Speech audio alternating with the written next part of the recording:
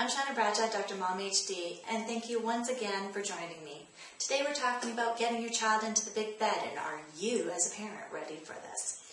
Well, there's some things that I'm going to say that you may not like to hear about it, but if it's resonating with you as a parent, then I'm sure that there is truth to it.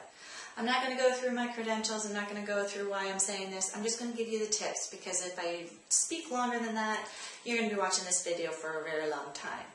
So the number one tip that I can give you for getting your child into a big bed and you getting ready is be a parent. What do I mean by that?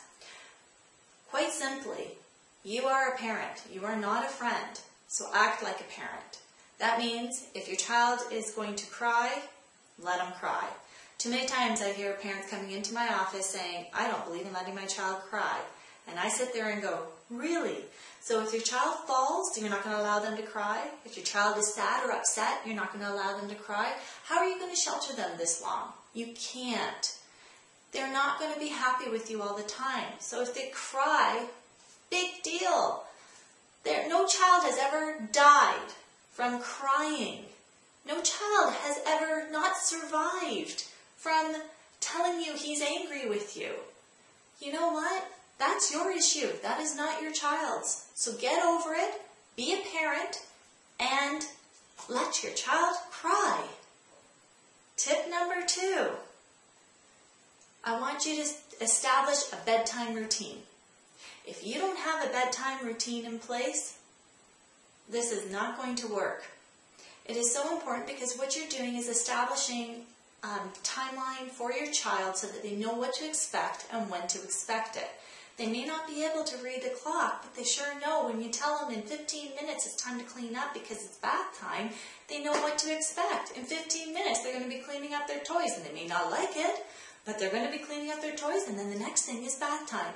And possibly bath time is something that they like to do, so cleaning up those toys will be that much simpler. Or after bath time, we're going to read a story and then go to bed.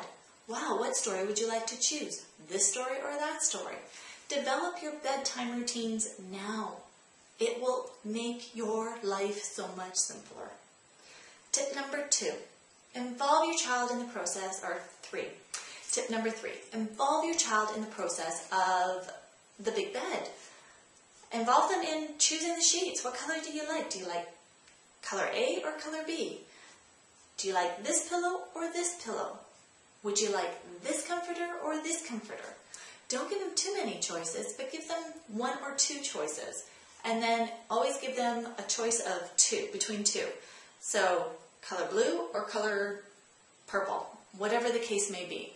But don't overwhelm them too much. Allow them some independence by choosing the color of their sheets or the pillow or maybe that comforter, whatever the case may be. Something that's going to get them in that bed and something that they can own.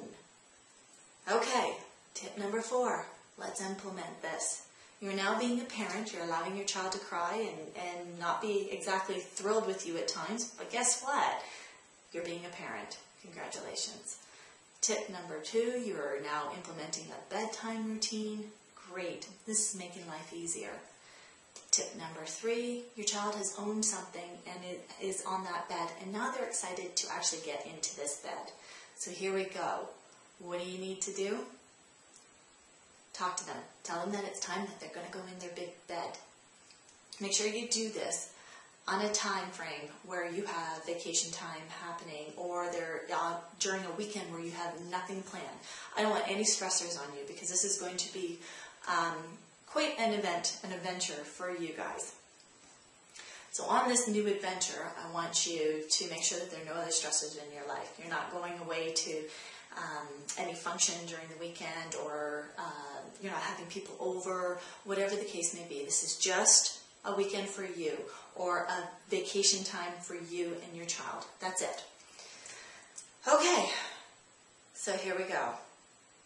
You're going to take your child, you're going to say goodnight to them, and they are now in their big bed for the first time. You're going to close the door, if you close it all the way, or leave it open a crack, whatever the case may be. You're leaving their room. You're going to park yourself outside of their door where they can't see you. This is key. So your child is sitting there in bed, and I'm guaranteeing you that this is quite the experience for them, because they're actually in their bed going, all right, freedom. I don't have the railings keeping me in. I'm going to get out and I'm going to find mommy or daddy. And that's what they'll do. And there you are, outside their door. Wow, this is great. Yay, mommy, daddy's here. We can play. No, what you're going to do is you're going to pick up your child in a firm but loving voice, say it's time for bed, and take them to bed. Don't say anything else. Don't engage in conversation. Don't play with them. Nothing else. Be firm. Again, be the parent. You're going to park yourself back outside their door, and guess what? It's probably going to happen again, and again, and again, and again. And this can go on for hours.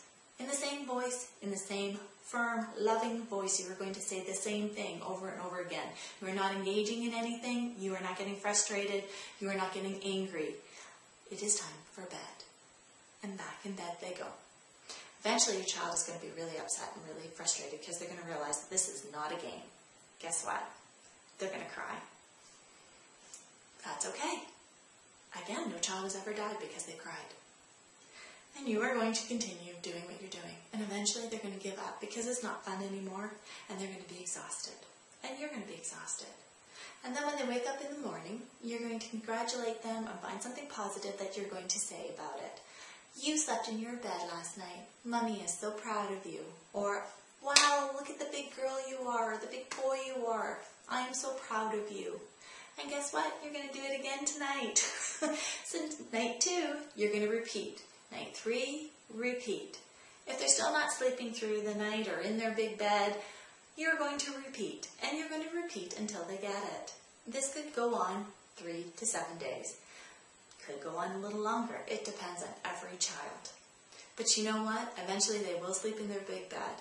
And eventually, Mom and Dad, congratulations. You stood firm, and they did it. So, those are my tips on how you get your child to sleep through the night, well, not through the night, but sleep in their big bed. And a lot of it has to do around how we as parents present this to them. So congratulations, Mom and Dad, you just got them in their big beds and you made it through too.